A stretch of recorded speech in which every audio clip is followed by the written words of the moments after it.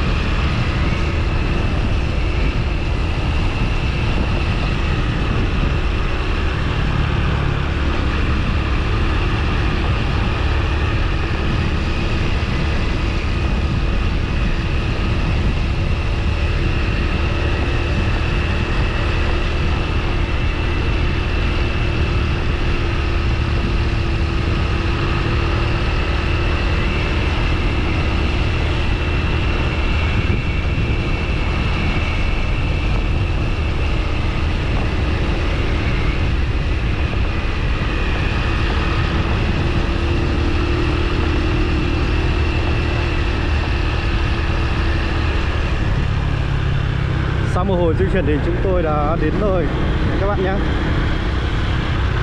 Đấy, chúng tôi đến nơi rồi. Có một số bạn đã vào trước rồi. Đây là văn hóa bên cạnh này.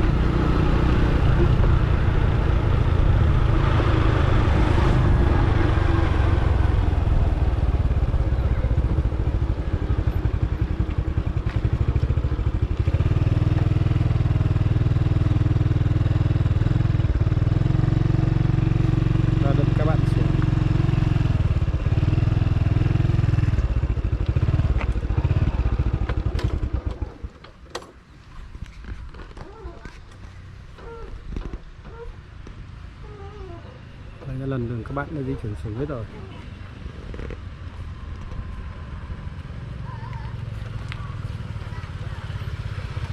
Đây là các bạn nhé.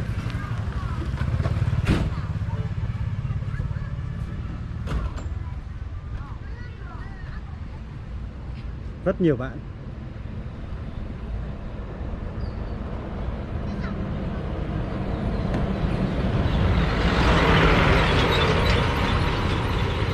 Các bạn đã vào trong khu để tôi đã chuẩn bị sân bãi rồi. Các bạn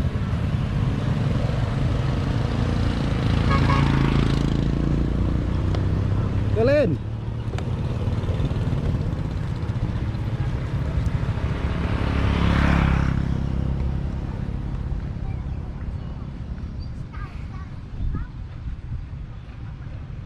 Các bạn rất đông. Tay khẩu trang ra. Anh em nhé. Đưa lên. Anh Hải bỏ cái mũ ra. Chào tất cả chào anh em nhé. Hôm qua anh ạ. Hello anh em nhé. Chào tất cả anh em nhé.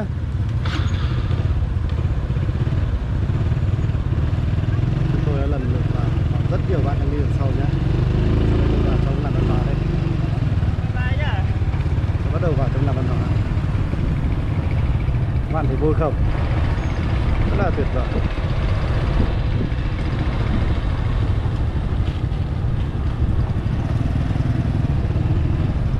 Cổng văn hóa đây các bạn. Cổng làng văn hóa. Rồi lần đầu đi quay phim này hơi run tay.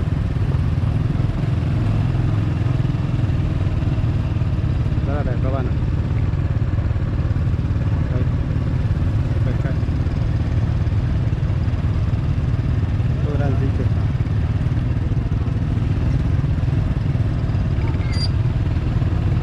Đang cấp đường rồi, không có lối vào.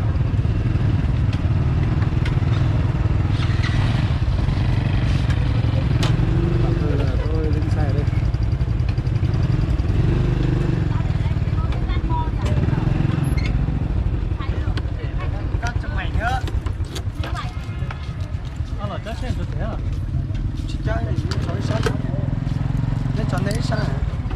Chói sao thì trái sao cây này lên đầu. Lấy cho sao cái này à? Thì mình chỉ lo tao lấy cái đầu này. Có lo có 300 này à?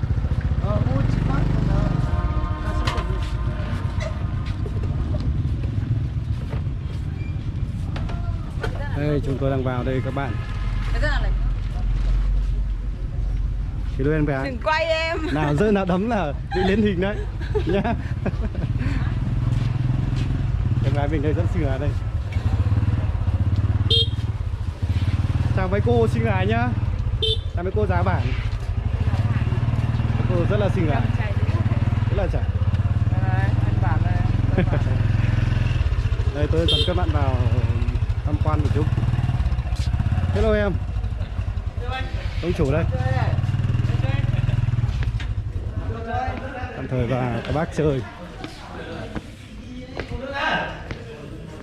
Cô bó cho nhau cái. Chào anh em nhé. Đấy. Quay về đây. Các thầy vùng cao. Chào 500 anh em. Rất là ngưỡng mộ. Bác sĩ 500 anh em nhé. Đâu ấy? Chơi hả? Ông mời vào luôn. Đây vào nhà vui luôn. Ui. Anh em bơi đi luôn. Anh ra đây chơi thế nhá. Chè cháo các kiểu. Xem có đặc sản gì với anh em à?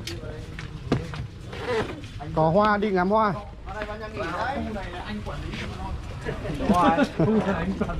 Vâng, đi khác là nói to nghe. Em ơi, cứ đi cùng không sao đâu mà. Hello. Trái. Đi cùng các anh, các chị. Bọn này đòi tập trung rồi thôi. Vào đi. Sao tập trung sớm thế? Trung hả? Không hả?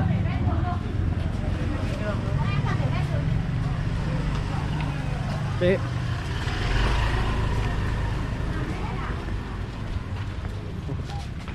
Ba anh em làm đây à? Chào ba anh em nhé. Đi ấy, đi qua sau. Đi qua cắt. Cô già đã đến, bây giờ là vào anh em vào tập trung để chuẩn bị cái màn đặc sắc nhất nhá anh em nha. Loa đài chuẩn bị hết rồi. Đây, đây cả loa. Alo. Alo. Alo. Cuối cùng đã vào đến nơi. Alo, alo. Đây là khu văn hóa. Đây là một góc nhỏ của cái làn văn Đâu hóa. nhỉ, cái đồng chí nào bên loa đâu nhỉ?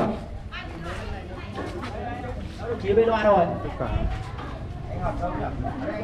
Loa đâu? Thôi, loa đâu? Mang vào đây.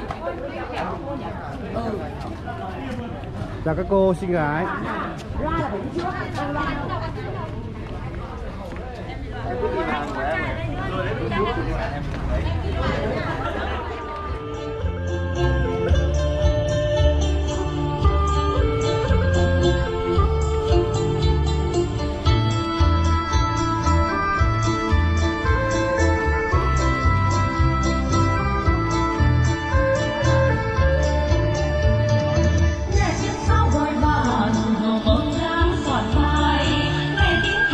Gõ để không bỏ lỡ